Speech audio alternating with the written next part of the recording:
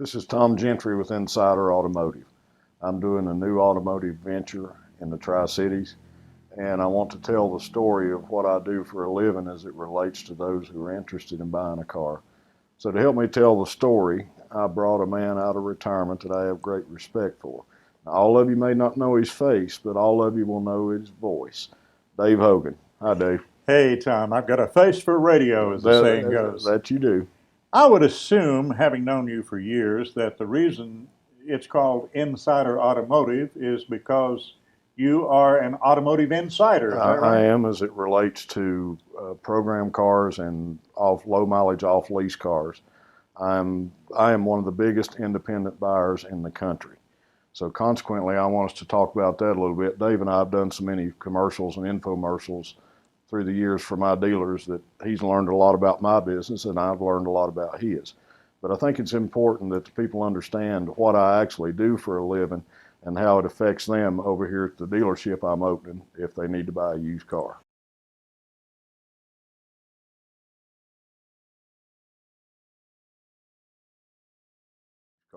Well, Tom, right from the outset, let's talk about program cars and the definition of a program car.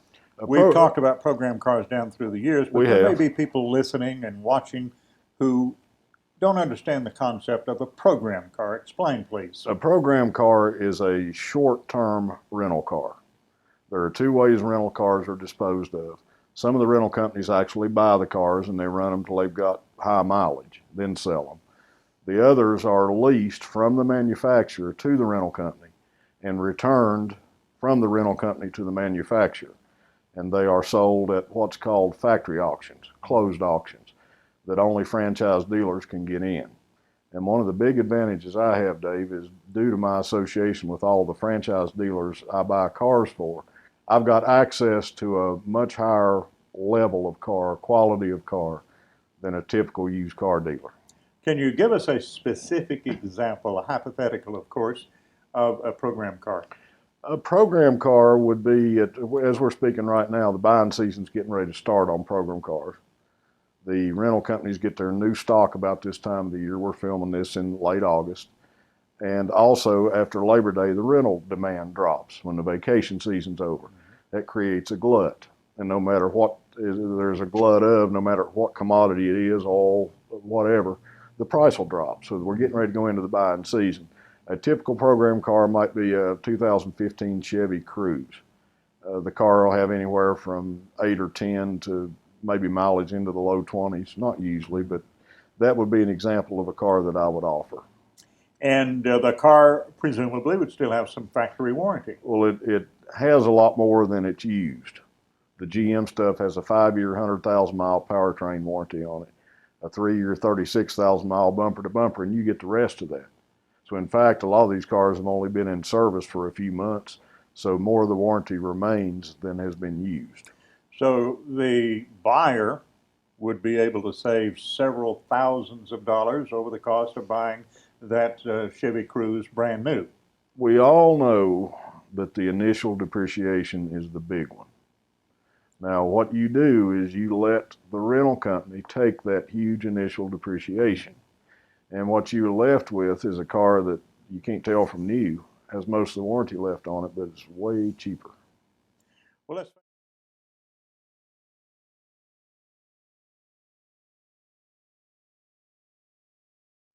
Well, let's face it, Tom, many of us are payment buyers. We're Yes. interested in getting a reasonable payment, a payment that we can afford. And most families that I know are two-car families, and in a lot of cases have two-car payments, maybe even three.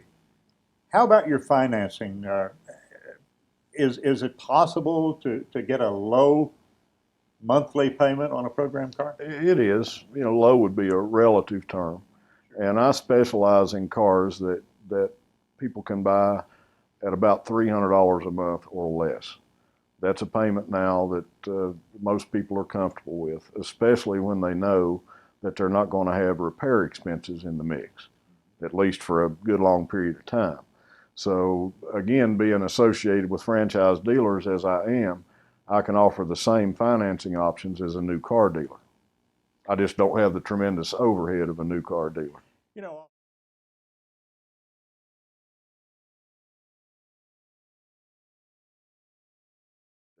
You know, oftentimes, Tom, we hear and see in auto advertising doc fees, DOC, doc fees. What are doc fees? You trying to make me mad? A dock fee or a processing fee, some of them call it. I'm pretty protective of the car business. It's given me a lot of opportunity, and I don't like to see it abused.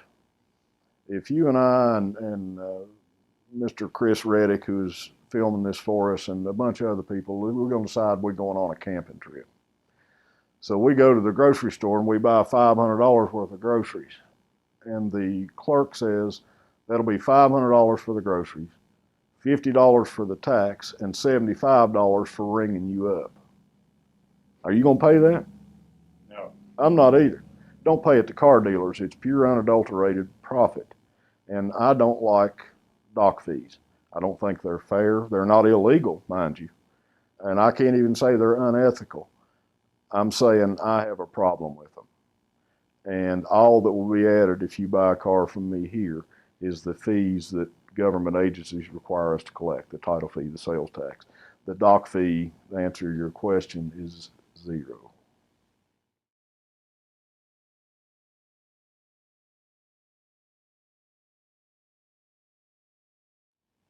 Insider Automotive is located in Irwin. Talk about the location where how our viewers can find Insider Automotive. Well, one of the things that lets me do the things that I do in terms of pricing is I've got two advantages don't usually go together. I've got tremendous buying power because I buy so many cars for my new car clients that I supply the used cars to.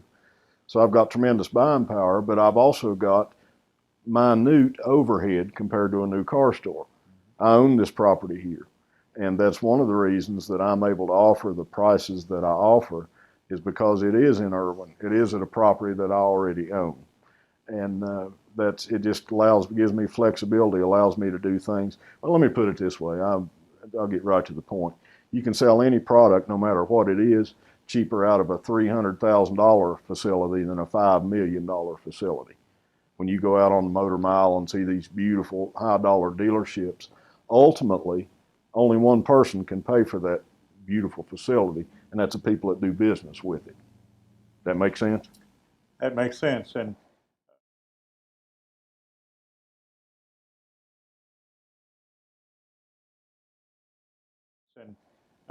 people who are automobile buyers, I know I've been in this situation several times in my lifetime. I don't like to be pressured. I like to go into whether I'm buying those camping supplies you talked about a few minutes ago, or whether I'm buying a car, and do some time browsing without somebody following me around, twisting my arm. I've seen it so bad that the person who pulled on the lot couldn't even get out of the car. The salesperson rushed up and so close to the door they couldn't open the door. That's not the way things are done here. Well, give me an example. If I drive up on your lot in Irwin, Insider Automotive, what's going to happen? You're going to be greeted.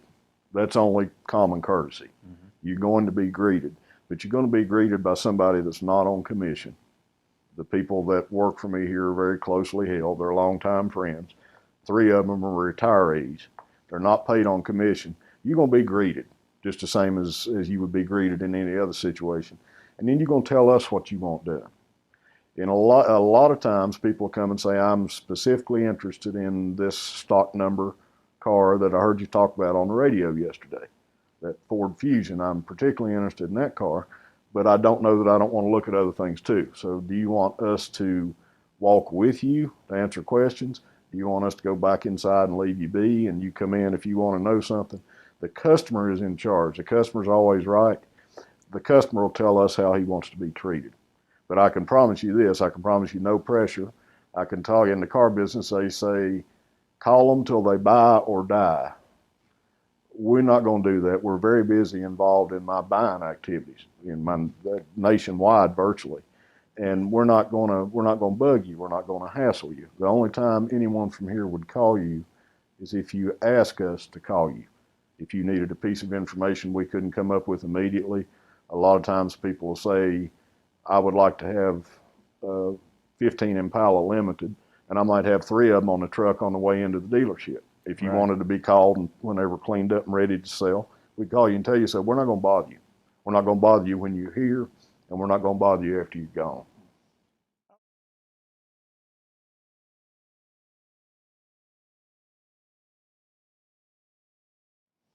I would assume the majority of people who drive up on the lot are going to have a trade-in. Do you take trade-ins here at Absolutely. Insider Automotive? Absolutely. Trade-ins are an important part of the business, and a little information is required. We'll advise you on whether you should trade that car to us or sell it yourself.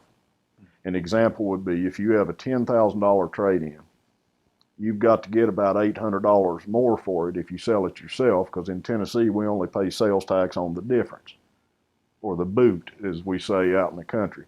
So you would have to, and the effective tax rate on a car is about 8%. So you'd have to get 10.8 for that $10,000 car to make it logical to sell it yourself.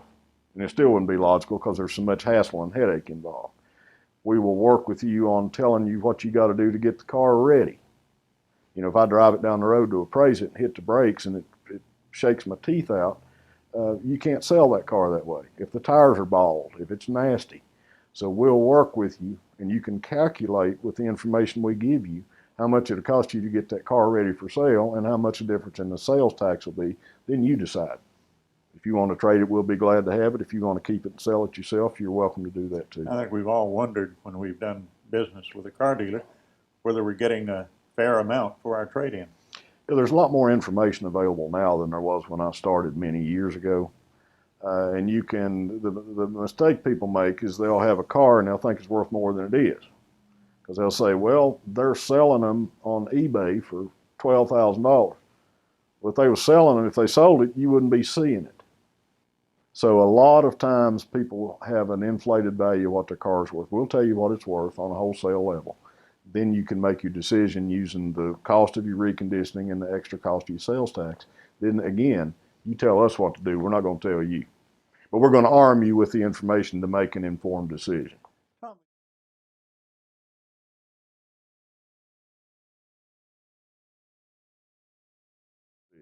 Tom, these cars that you bring to Insider Automotive, these program cars, after you buy them and bring them to Irwin, is there any kind of inspection of the automobile? Well, What happens then? part of them are program cars. That's a good question. The other part are one owner off lease cars that may be, instead of being 6 or 8 months old, they may be 2 to 3 years old. And the same purchase criteria is used for both. I just buy the good stuff, and it's the very same cars that I supply to the new car dealers I work for all over the East. It's the same cars. They're bought at the same time. So obviously I'm very picky and careful. You're not going to find a better used car at a franchise dealer. And certainly you're not at an independent dealer because they just don't have access to what I have access to. But what happens, the car is bought, it's put on a truck, and it is delivered to a man who's been my personal mechanic for 20 years, Dan Perkins at Dan's Auto Repair in Johnson City. Now the program cars are low mileage. They don't hardly ever need anything. You change the oil, you rotate the tires. They're under warranty. If there's anything wrong with them, you take them and have the warranty work done. The off-lease cars sometimes will need tires or brake pads. They never need much, but sometimes they'll need something because they may have 30,000 miles on a 3-year-old car. So what Dan is instructed to do when that car drops off that truck is recondition that car as if me or a member of my family were going to be driving it. If I buy an off-lease car and it needs front brake pads, I don't buy the $20 brake pads from the big box auto parts store. He'll put quality pads on just as if I or my sister was going to drive that car. Every car is reconditioned like I might get in it and use it for a road car. There is no cutting corners on the parts used on a car. They're all done, and he is specifically ordered never to cut corners, to set them up like I was going to drive them.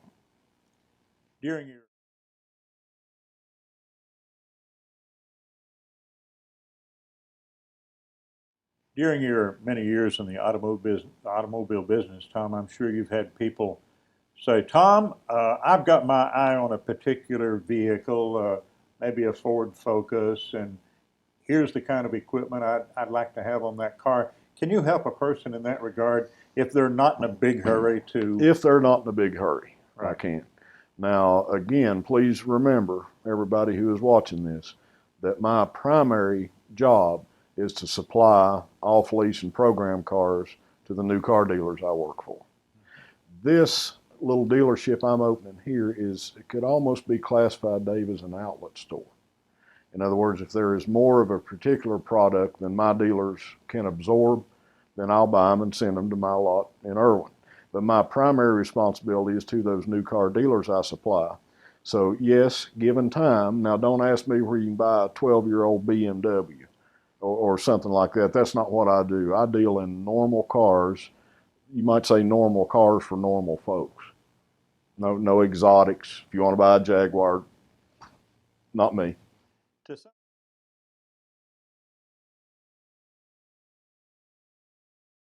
Me. to sum up, we're talking with Tom Gentry of Insider Automotive, located on Main Street in Irwin. And Tom, a little bit about your background. We touched on the fact that you are a car buyer, and you buy these program cars for new car dealers in many locations in the eastern United States. That is correct. Program and off-lease cars. And you often have an opportunity to bring cars to Insider Automotive, and you referred to it as an outlet store where people can come in a relaxed atmosphere and look over the automobiles that you have without a lot of high pressure. Yeah, they can go to the website. The inventory is on the website. Okay. If a lot of people listen to this are on the website, but it'll be distributed in other ways too.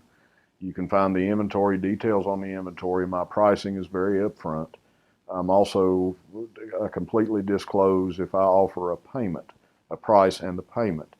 I don't have to have somebody talking real fast at the end of the spot, or I don't have to have a disclosure. I don't know how those people talk that fast. And you Auctioneers don't talk that fast. there are no dock fees. There's no dock fee. Don't get me started on that. I don't like dock fees. But in fact, if I offer a price and a payment, exactly how that payment is arrived at will be disclosed. Is your financing interest rate competitive? Usually more than competitive. You know, I have to finance my cars too, other than my road car, and I can offer you a better rate than you can go in the branch of the bank and get. Through sales finance, I can actually get a better rate in many cases. Now, if you have access to a credit union, they've always got good rates. Some of them have great rates. So we talked about this a while ago. You're not going to be pressured here to buy. You're not going to be pressured to finance here. You're not going to be pressured to do anything. If you come in here and say, I have a rate of 3% at my credit union for 60 months, then that's what you should do. If you already have a personal relationship with that credit union, we're not going to do like a lot of dealers and pressure you to finance here. If the better deal is for you to go to your credit union or your local bank, then that's what we'll advise you to do. Now, I can come to Insider Automotive and I can buy a car that's almost new for $1,000 less than a new car price because somebody else has already taken the depreciation. The initial depreciation, the big one. And I want to test drive that car, obviously. What should I look for? What should the buyer look for when he or she gets out and test drives a vehicle? Well, the first thing you do, and inside the car will be a copy of the Carfax. Also inside each car will be a copy of the reconditioning done to the car. So if you look in there and you look on the bill I paid for the reconditioning and you see that it has new brake pads, you know that's something, there's nothing worse than buying a car and have to start spending money on it. I mean, the tires are there for a visual inspection. What I encourage people to do, I want you to be comfortable with doing business here. If I got a car, it sounds kind of corny, but we don't sell cars. We'll help you buy one. If I've got something that meets your needs and your budget and your wants, if you're going to buy a car and make strokes on it, or if you're going to buy it for cash, it needs to make you smile. I don't want people to rush in and make a snap decision and a month later say, oh, why did I buy that thing? I don't want people to mess up. If people are unsure, they need to take the car to their regular mechanic. Have him put up on the lift, do anything. They can check that car any way they want to. I want them to. When they leave here, I want them to feel good about what they've done. So whatever it takes to do that, if they want to take it to their own shop, I have no problem with that. I rem-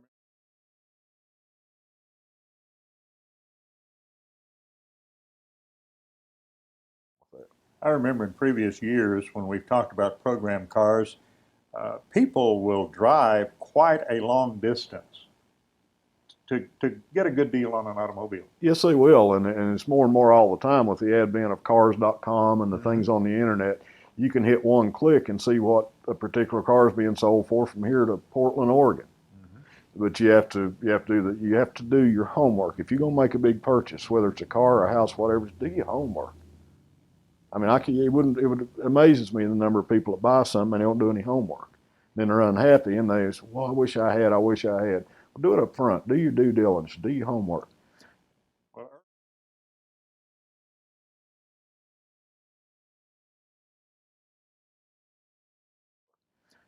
Well, Irwin is located, of course, south of Johnson City, a few miles south of Johnson City. We have to drive a little bit to get here, and I would say this to you. If you are thinking of a very late model, very low mileage car, let's say you're in Johnson City, I think the best 15 minutes you could spend would be to come over here and see what I have for sale, because you can do so, again, without getting beat up, without getting aggravated. So I think it would be a good 15 minutes to invest, especially if you want advice on whether to trade or sell outright. You want advice on financing. We advise. We don't just looking to sell. We want you to be satisfied with what you do, and the way you do that is learn about what you're doing. Learn everything you can from anybody you can. But you can come over here and look at a car and not be bothered. And I know Irwin is a shopping destination for many people across the state line in North Carolina, Mitchell, Avery, Yancey counties. And we've got people listening to us. We'll be listening to the radio spots in Southwest Virginia. But if you want to invest a little time and come over here, I think you'll be glad you did. What are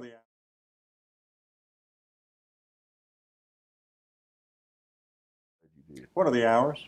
The hours are 10 to 6, Monday to Friday, and 9 to 2 on Saturday. Closed on Sunday. It's closed on Sunday. I have no intention.